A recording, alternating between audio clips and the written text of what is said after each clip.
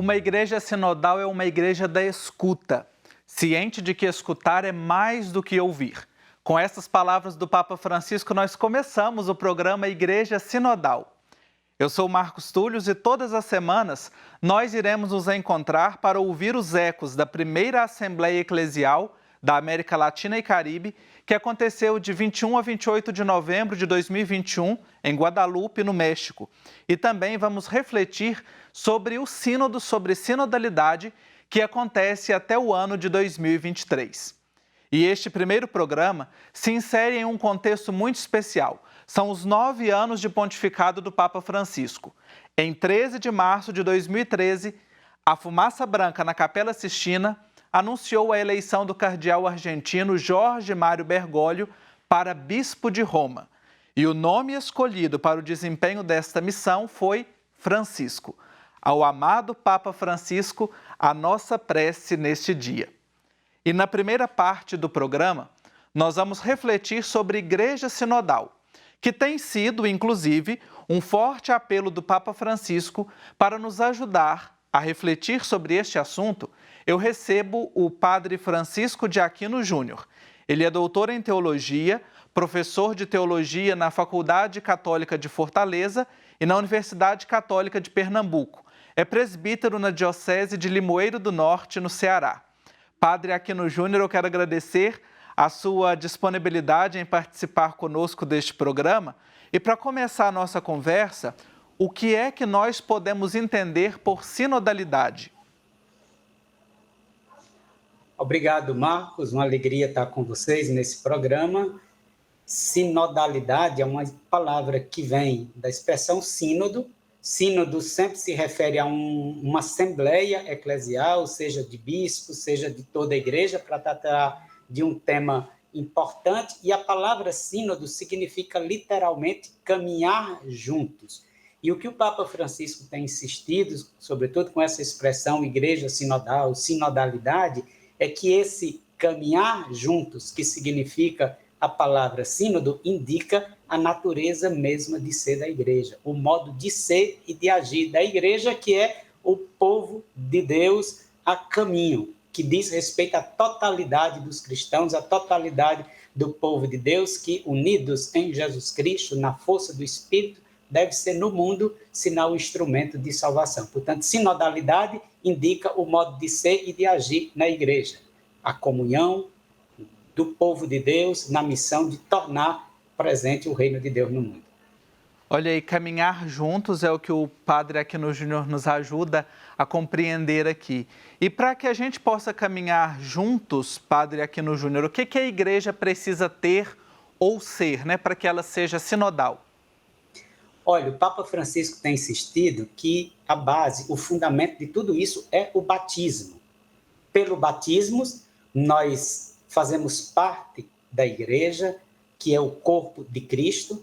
Pelo batismo, nós somos ungidos com o Espírito Santo. Com essa unção do Espírito, nós recebemos o senso da fé, que é aquela capacidade de escutar, de compreender, de discernir e de praticar a palavra de Deus, que faz com que a palavra de Deus não seja algo estranho a nós. E por essa mesma unção do Espírito, pela qual nós recebemos o senso da fé, nós somos constituídos em sujeitos ativos da evangelização. Nós somos corresponsáveis pela missão. Todos os batizados. Aliás, Marcos, o Papa Bento XVI, inclusive, lembrava, alguns anos atrás, falando da estrutura da igreja e do lugar dos leigos na igreja, dizia que os leigos não são colaboradores do clero, eles são corresponsáveis pelo ser e pela missão da igreja. E é isso que o Papa Francisco quer insistir. A igreja é a comunidade dos batizados. Todos os batizados são ungidos com o Espírito Santo. Por essa unção, todos são capazes de compreender, de discernir, de anunciar e de praticar a palavra de Deus. E por isso, todos são sujeitos ativos da evangelização. É importante a gente compreender essa corresponsabilidade que o Padre Aquino Júnior traz para nós, porque assim nós vamos perceber que nós estamos na mesma estrada, no mesmo nível e assim conseguimos caminhar juntos. Se tiver cada um em um nível diferente, o caminho certamente vai ser prejudicado. E diante desta vivência batismal tão importante que você traz para nós, padre, quais são os maiores desafios para nós vivermos a sinodalidade na igreja hoje? Olha, diria que talvez o maior entrave, o Papa Francisco tem falado muito disso, é o clericalismo, que ele diz que é uma peste, que é um mal na igreja. E o que é o clericalismo? É uma distorção do ministério presbiteral na igreja, porque a igreja ela é toda ministerial. O Espírito suscita uma diversidade imensa de carismas e ministérios para o bem da igreja. E um desses ministérios é o ministério de presidência, de unidade da igreja. Mas quando esse ministério se torna uma forma de dominação, de abuso, de privilégio, ao invés dele estimular os diversos carismas, os diversos dons e ministérios, ele se aproveita da igreja, impõe uma lógica autoritária, hierárquica, uns em cima, outros embaixo, um manda, o outro obedece, e isso acaba destruindo a natureza da igreja, que é mistério de comunhão, fundada na comunhão da Trindade e chamada a ser no mundo sacramento de comunhão. Então, o grande desafio é constituir a igreja na diversidade de seus carismas e ministérios, sendo que o ministério de presidência é um ministério entre outros.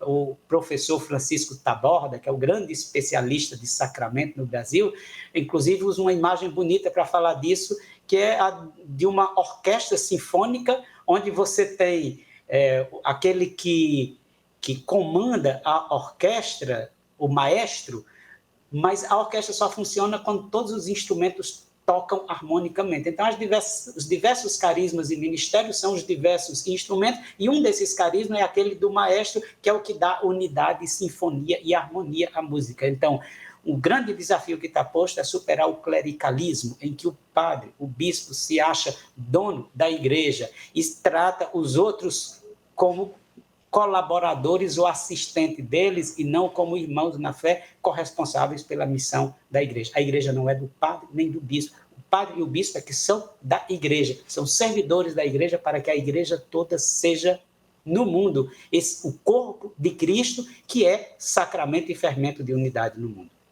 Isso que o padre aqui no Júnior traz para nós saiu inclusive na Assembleia, na primeira Assembleia Eclesial, né, da América Latina e Caribe. Nós teremos a oportunidade de refletir mais à frente sobre o clericalismo. E para a gente encerrar, padre, aqui no Júnior, a nossa conversa, o que representa um sínodo sobre sinodalidade para a igreja?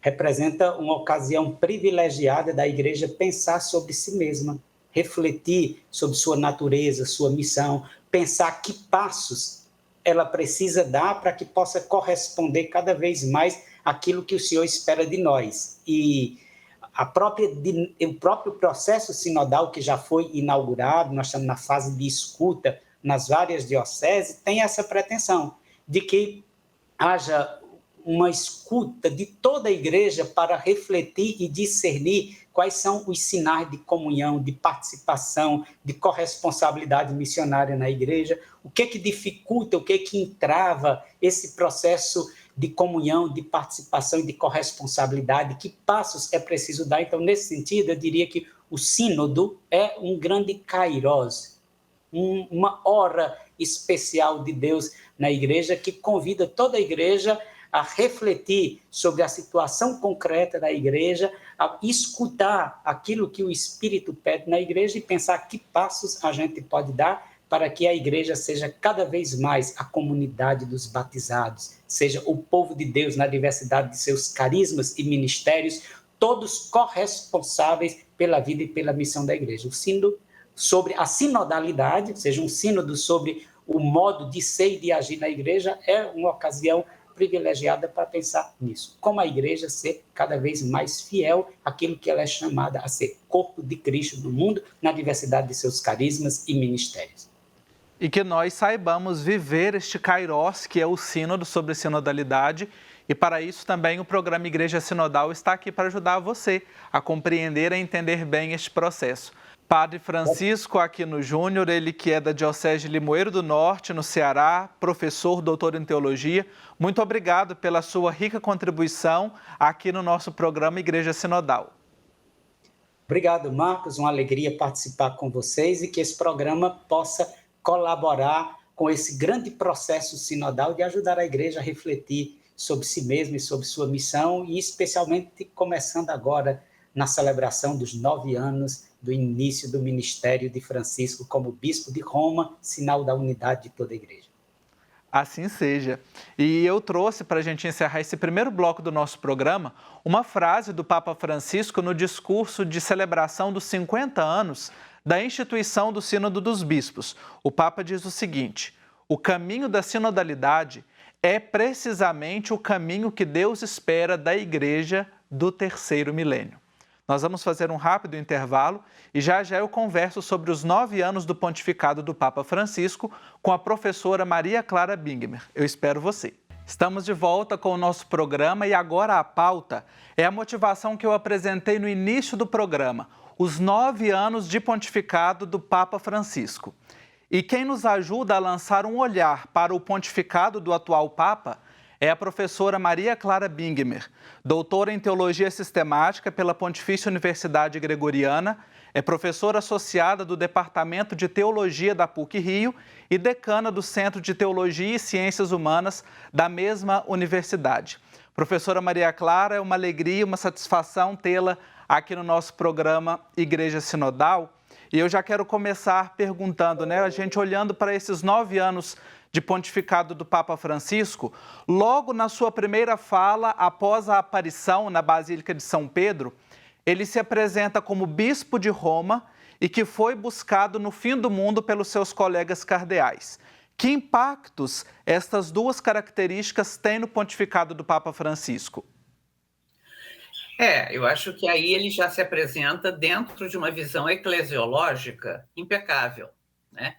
Mas que é impecável, é fiel ao que a tradição do que a igreja diz, mas que a gente parecia que via ausente há algum tempo, né?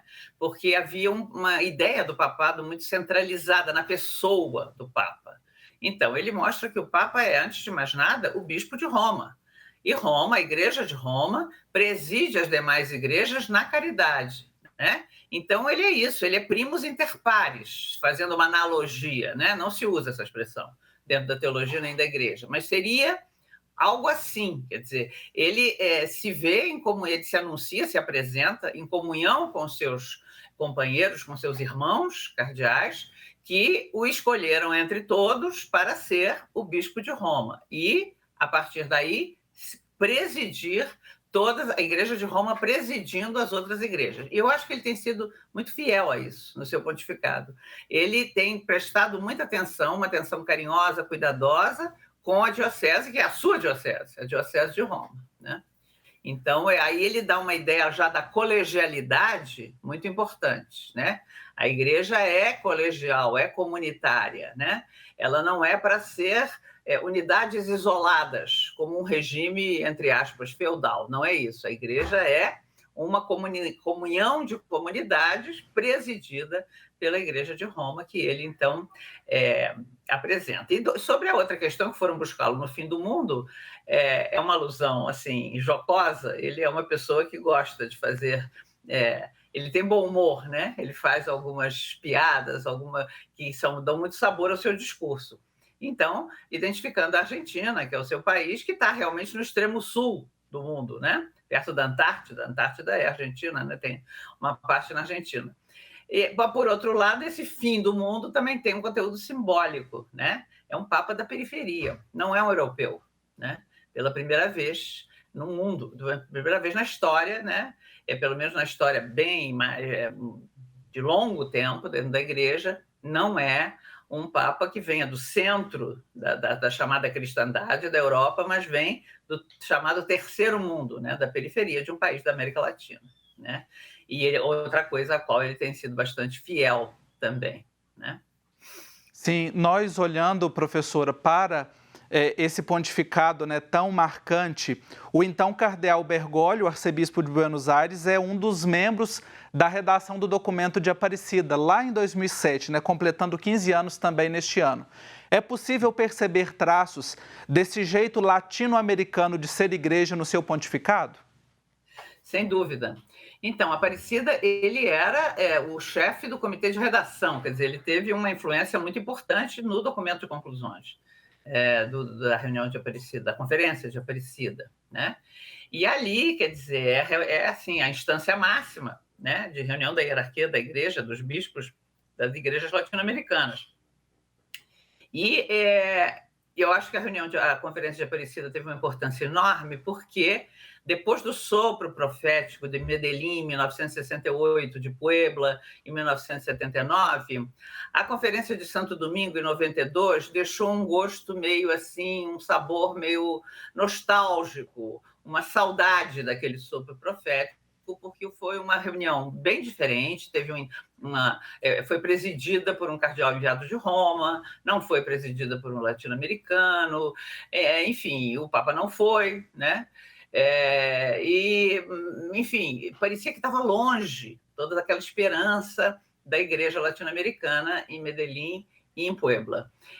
E eu acho que o documento de Aparecida retoma várias coisas da melhor tradição da América Latina, né? Já era o pontificado do Papa Bento XVI, já não era mais o pontificado de João Paulo II, o que foi uma diferença importante, né? Embora a transição mesmo, a diferença maior, mais radical, tenha se dado com o Papa Francisco, né? Mas já com o pontificado do cardeal Ratzinger, né? do Papa Bento XVI, já se sentiu o sabor da transição, da diferença, do avançar. E o Papa Bento XVI chegou e fez o discurso de abertura em Aparecida, dizendo: não se discute mais a legitimidade da opção pelos pobres. Ela é cristológica, ela é teológica. Então, lançou uma pá de cal em discussões estéreis, se deve haver opção pelos pobres ou se não deve haver opção pelos pobres, que ficou meio bastante obscurecido em Santo Domingo, né? Em Aparecida, os pobres voltam, né, à linha de frente do documento. E, certamente, isso teve a ver com o impacto da presidência do cardeal Bergoglio, porque ele é marcado na sua formação pela Teologia del Pueblo, que é um dos ramos da teologia da libertação, que graçou mais na Argentina e um pouco no Chile, né? Nos outros países, por exemplo, no Brasil e no Peru, foi uma outra linha, mas todas são a teologia da libertação, que tem os pobres no centro, né? Então, me parece que isso foi um ganho enorme para a igreja latino-americana e, portanto, para a igreja universal, e meio que, certamente, a figura do cardeal Bergoglio, que se destacou em Aparecida, que já era visto como um cardeal, né, que tinha um protagonismo, esse protagonismo se acentuou e a consequência foi a eleição de Bergoglio para ser Papa Francisco, né? Muito bem, nós estamos aqui conversando sobre os 9 anos do pontificado do Papa Francisco com a professora Maria Clara Bingmer. Professora, o processo de renovação da igreja, né, especialmente da Cúria Romana, que o Papa Francisco tem insistido desde o início do seu pontificado, ele tem alcançado êxito? Para quem está olhando aqui, digamos, de fora esse processo, é possível olhar com esperança? Eu acho que com esperança, sem dúvida. A gente gostaria que tivesse acontecido muito mais coisas, mas eu acho que houve passos significativos, né? Assim como nos 26 anos de pontificado de João Paulo II, a gente pôde ver pela nomeação dos bispos uma linha teológica presente, né? Eram bispos diferentes dos bispos que fizeram o Vaticano II, né? Eram bispos com outro perfil. Agora, no pontificado de Francisco, a gente vê a preocupação de escolher bispos que tenham, como ele diz, cheiro de ovelha, que sejam profundamente comprometidos com a pastoral, que tenham assim um pé no chão realmente, né? Que sejam pastores antes de qualquer outra coisa, né?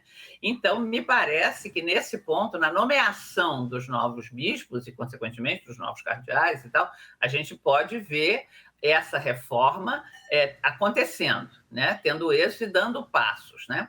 E outras coisas também que o Papa Francisco fez. Por exemplo, né, há pessoas que estão um pouco assim, decepcionadas, que esperavam que ele desse mais passos, mais ousados na direção de um protagonismo maior das mulheres, né? Eu posso até concordar com isso.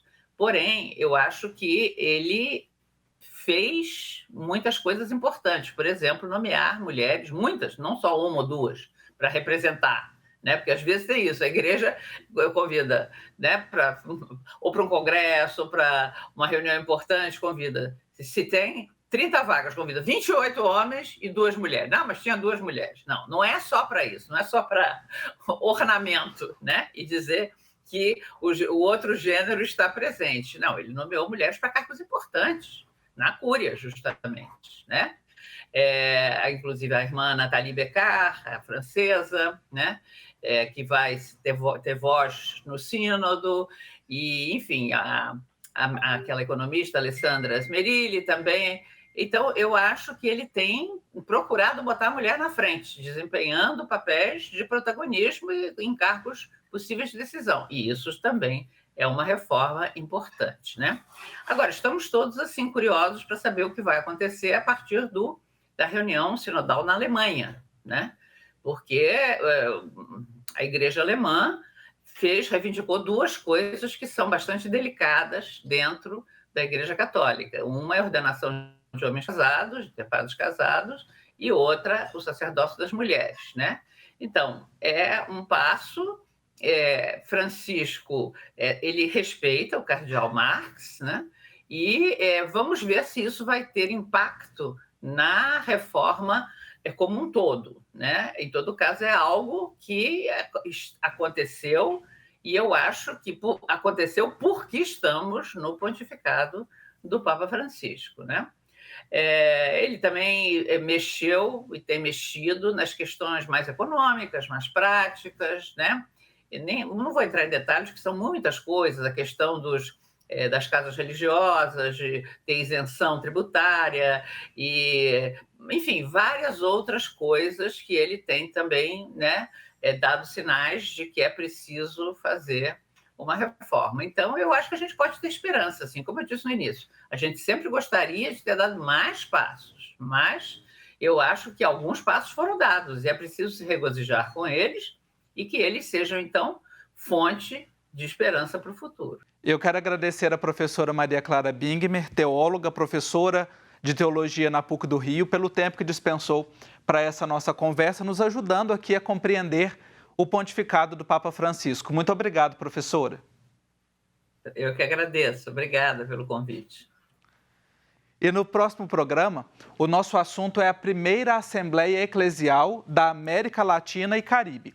E eu espero você. Nós encerramos o programa de hoje com algumas cenas do momento da apresentação do sucessor de Pedro no ano de 2013.